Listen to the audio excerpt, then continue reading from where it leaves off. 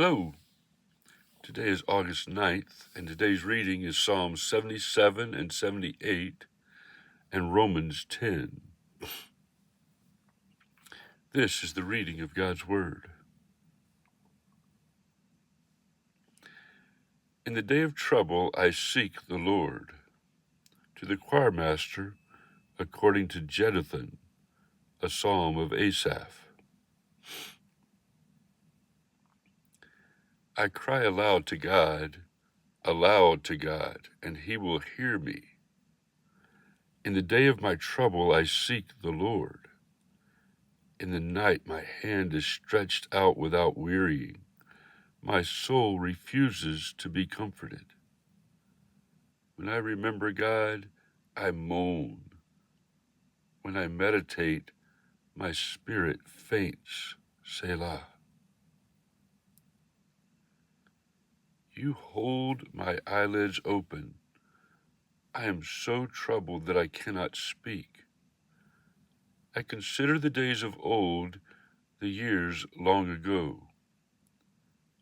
I said, let me remember my song in the night. Let me meditate in my heart. Then my spirit made a diligent search. Will the Lord spurn forever and never again be favorable? Has his steadfast love forever ceased? Are his promises at an end for all time? Has God forgotten to be gracious? Has he in anger shut up his compassion? Selah.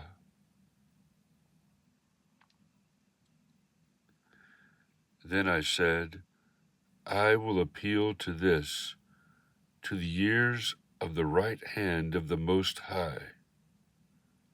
I will remember the deeds of the Lord. Yes, I will remember your wonders of old.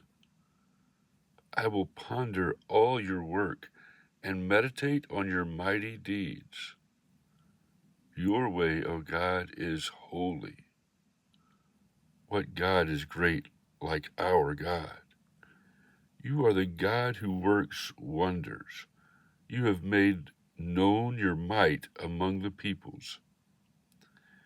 You with your arm redeemed your people, the children of Jacob and Joseph.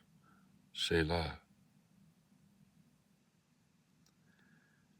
When the waters saw you, O God, when the waters saw you, they were afraid. Indeed, the deep trembled. The clouds poured out water.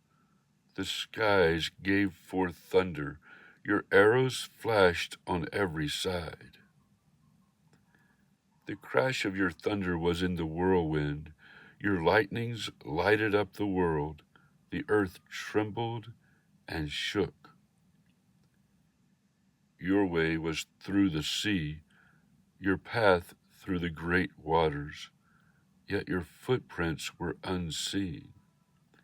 You led your people like a flock by the hand of Moses and Aaron.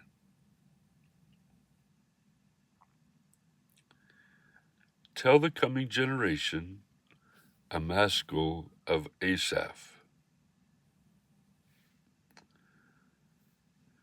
Give ear, O my people, to my teaching. Incline your ears to the words of my mouth. I will open my mouth in a parable.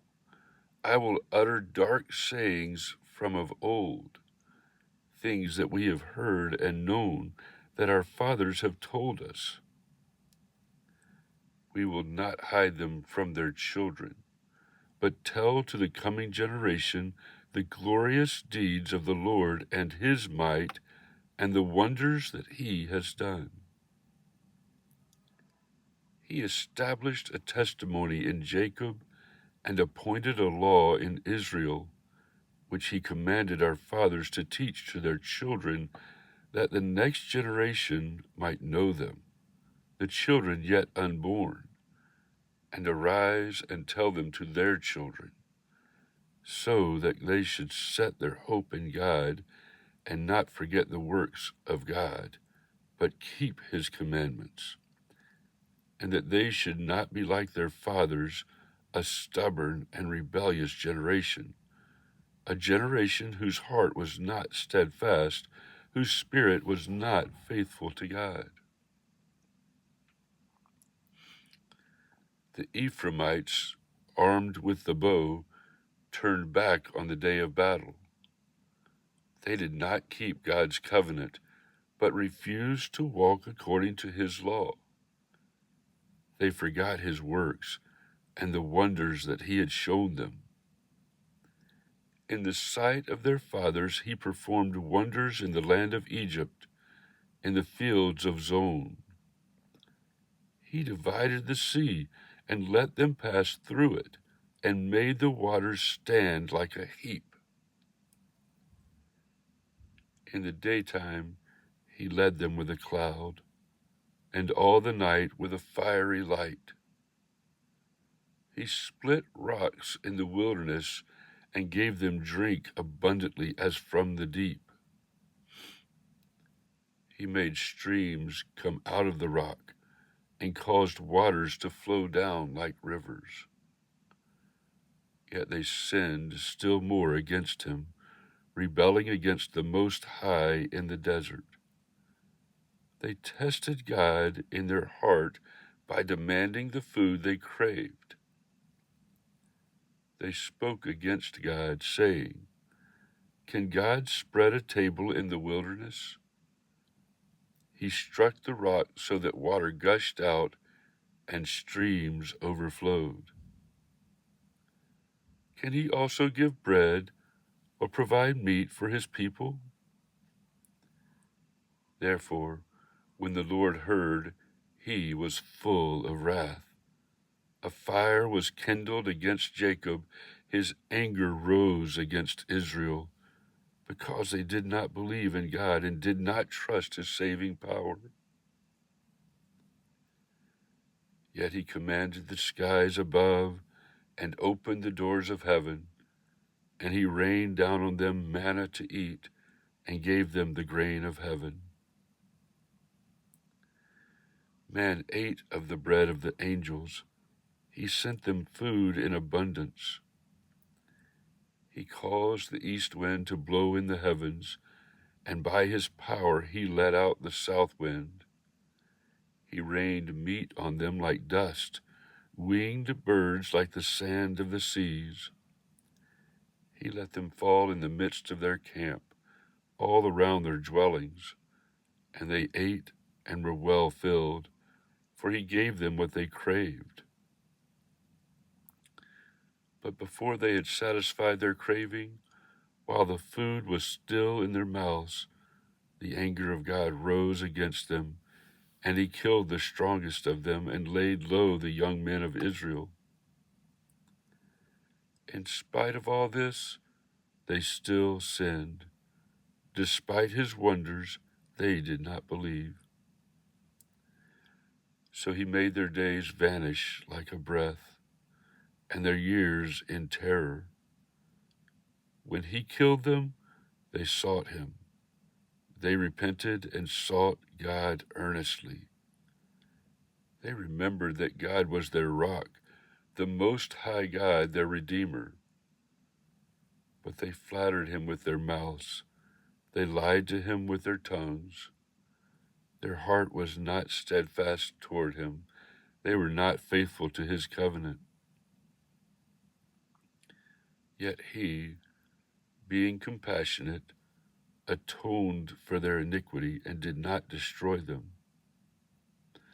He restrained his anger often and did not stir up all his wrath. He remembered that they were but flesh, a wind that passes and comes not again. How often they rebelled against him in the wilderness and grieved him in the desert. They tested God again and again and provoked the Holy One of Israel. They did not remember his power or the day when he redeemed them from the foe, when he performed his signs in Egypt and his marvels in the fields of Zon. He turned their rivers to blood, so that they could not drink of their streams. He sent among them swarms of flies, which devoured them, and frogs, which destroyed them. He gave their crops to the destroying locust, and the fruit of their labor to the locust. He destroyed their vines with hail, and their sycamores with frost. He gave over their cattle to the hail, and their flocks to thunderbolts. He let loose on them his burning anger, wrath, indignation, and distress, a company of destroying angels. He made a path for his anger. He did not spare them from death, but gave their lives over to the plague. He struck down every firstborn in Egypt, the firstfruits of their strength in the tents of Ham. Then he led out his people like sheep and guided them in the wilderness like a flock. He led them in safety so that they were not afraid. But the sea overwhelmed their enemies, and he brought them to his holy land, to the mountain which his right hand had won. He drove out nations before them. He apportioned them for a possession and settled the tribes of Israel in their tents. Yet they tested and rebelled against the Most High God and did not keep his testimonies, but turned away and acted treacherously like their fathers.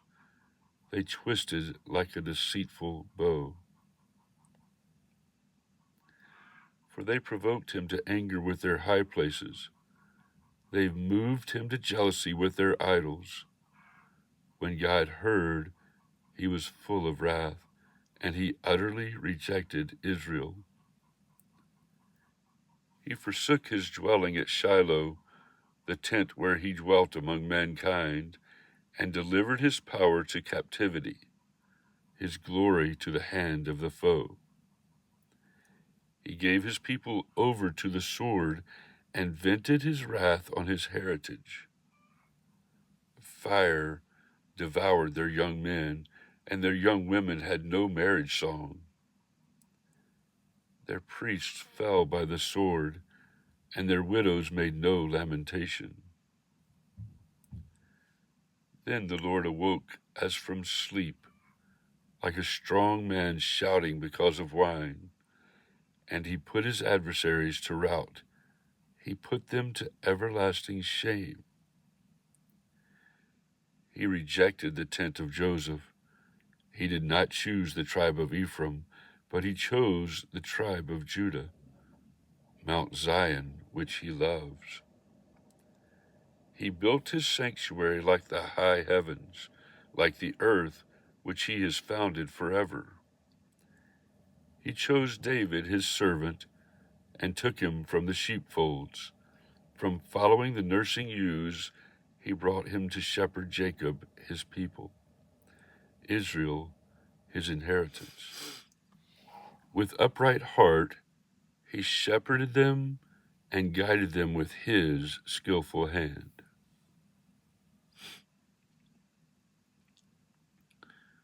Romans 10. Brothers, my heart's desire and prayer to God for them is that they may be saved. For I bear them witness that they have a zeal for God, but not according to knowledge. For, being ignorant of the righteousness of God, and seeking to establish their own, they did not submit to God's righteousness. For Christ is the end of the law for righteousness to everyone who believes. The message of salvation to all. For Moses writes about the righteousness that is based on the law, that the person who does the commandments shall live by them. But the righteousness based on faith says, do not say in your heart, who will ascend into heaven, that is, to bring Christ down, or who will descend into the abyss? That is, to bring Christ up from the dead. But what does it say? The word is near you, in your mouth and in your heart. That is the word of faith that we proclaim. Because if you confess with your mouth that Jesus is Lord and believe in your heart that God raised him from the dead, you will be saved. For with the heart one believes and is justified, and with the mouth one confesses and is saved. For the Scripture says, everyone who believes in him will not be put to shame. For there is no distinction between Jew and Greek, for the same Lord is Lord of all, bestowing his riches on all who call on him. For everyone who calls on the name of the Lord will be saved. How then will they call on him in whom they have not believed? And how are they to believe in him of whom they have not heard? And how are they to hear without someone preaching? And how are they to preach unless they are sent? As it is written, how beautiful are the feet of those who preach the good news. But they have not all obeyed the gospel. For Isaiah says, Lord, who has believed what he has heard from us? So faith comes from hearing, and hearing through the word of Christ. But I ask, have they not heard?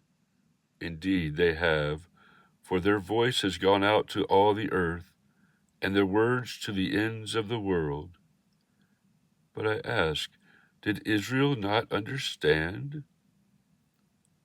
First, Moses says, I will make you jealous of those who are not a nation. With a foolish nation I will make you angry. Then Isaiah is so bold as to say, I have been found by those who did not seek me. I have shown myself to those who did not ask for me. But of Israel he says, all day long I have held out my hands to a disobedient and contrary people.